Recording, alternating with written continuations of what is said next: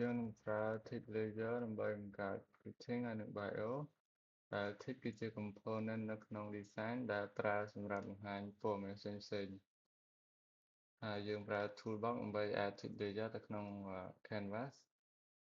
ដែលវាមានអក្សរ T នេះឬក៏យើងអាចselect អានេះហើយឬក៏អាច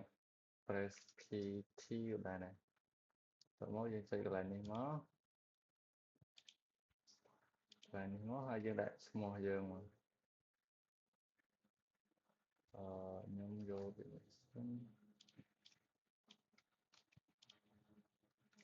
យើង click លើ T ហើយ click នៅក្រោមរូបរបស់យើងមក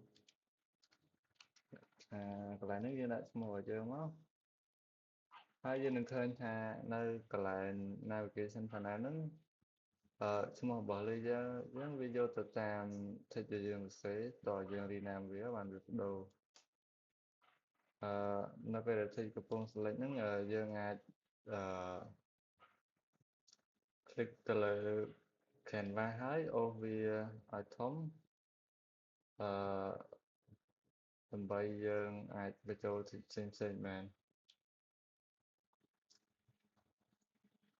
តោះមកយើងវាយ text បន្ថែមមកបើសិនជាយើងអត់ទាន់មានទេយើងទៅ save ទៅ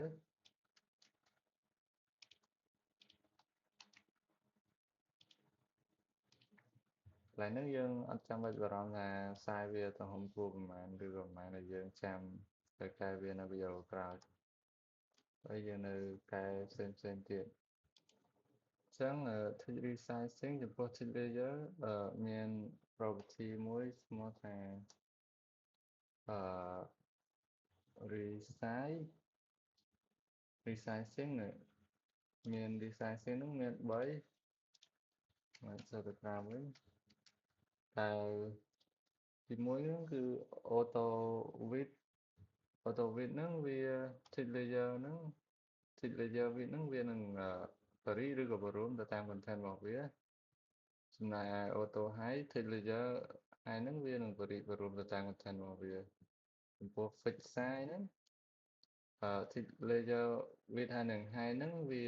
អត់បរួមតាណាវាអត់ខ្វល់ពី content ដែលយើងដាក់ទៅប្រហែលវាទៅប៉ុណ្ណឹងហ្នឹងវាទៅ fix size នេះយើងមើលកន្លែង property នៅកន្លែង property កន្លែងហ្នឹងបន្ទាប់មកយើងអាច align layer របស់យើងទាំងអស់បានដែរបើយើង click នៅលើ blank canvas មកដើម្បី deselect អា layer ផ្សេងៗចោលឲ្យអស់សិនចូលមក click ហើយអូសដើម្បី select អានឹងទាំងអស់មកចូលមកចុច align left យើង hover លើវានឹងដាក់ align left គឺយើងមើលរូបលើហ្នឹងវាបញ្ជាក់ថាខាងណាដែរខាងនេះមកវានឹង align left ឲ្យយើងនៅពេលយើងអូសចឹងទៅវានៅតែ left ដែរចឹងដោយសារតែ default text យើងហ្នឹងវារាងតូចបន្តិចហើយពិបាកអានអញ្ចឹងយើងអាចប្រើ text property ដើម្បីបដូរ style វាបាននៅកន្លែងនេះ select layer ដែលមានឈ្មោះរបស់យើងមកតើមើលយើងមើលទៅកន្លែង typography ហ្នឹងយើងមាន style ផ្សេងៗដែលវាហ្នឹងនៅក្នុង property panel ដើម្បីឲ្យអក្សរកាន់តែដិតយើងអាចបដូរ font weight ទៅ black បានតមកយើងបដូរ font វាទៅ40មកកន្លែងដាក់វាធំតិចយើងអស់នឹងទៅក្រោមតិចដើម្បីកុំឲ្យវាជាន់គ្នាចំពោះ bio យើងក៏អាចត្រូវ update វាផងដែរ select លើវាមកយើង select លើវាមកយើងមើលទៅ property យើងនឹងឃើញហើយយើង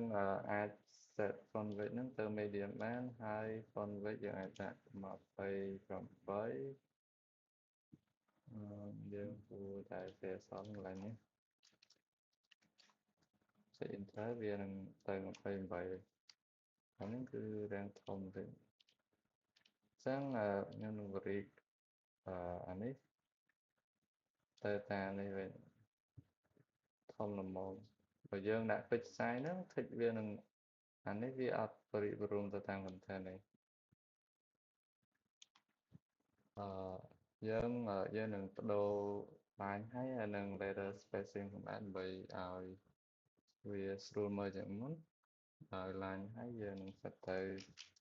38នឹងឲ្យវាខ្ពស់បន្តិចចំណែក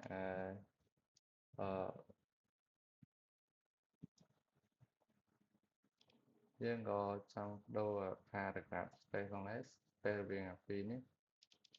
ធម្មតា default របស់វាដូចជាតែប៉ុណ្្នឹងទេយើងចង់ដាក់បដូរ space វាទៅ16កន្លែងហ្នឹង default គឺ0អញ្ចឹងយើងអាចកំណត់ឡើងកន្លែងនេះអូខេហ្នឹងយើងនឹងបានportfolio របស់យើងនឹងបានទី1គឺរូប profile ទី2ឈ្មោះរបស់យើងទី3គឺ bio របស់យើងហើយយើងនឹងធ្វើវាទៀតនៅវីដេអូបន្ទាប់